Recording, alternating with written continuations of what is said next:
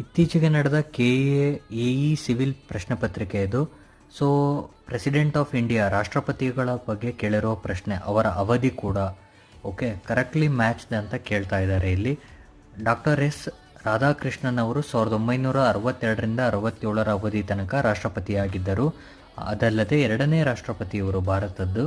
Okay, Neelam Sanjeeva Reddy 1977ರಿಂದ 82 ಆಗಿದ್ದರು. ಇವರು ಭಾರತದ 6ನೇ ರಾಷ್ಟ್ರಪತಿಯಾಗಿದ್ದರು. ಪ್ರಣಬ್ ಮುಖರ್ಜಿ 2012ರಿಂದ 2017, ಇವರು 13ನೇ ರಾಷ್ಟ್ರಪತಿ, ಕರೆಕ್ಟು.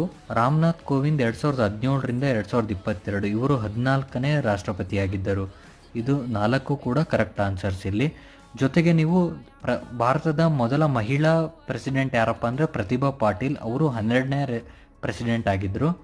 ಅದಲ್ಲದೆ ಈಗಿನ president Draupadi Murmu 15th president of India.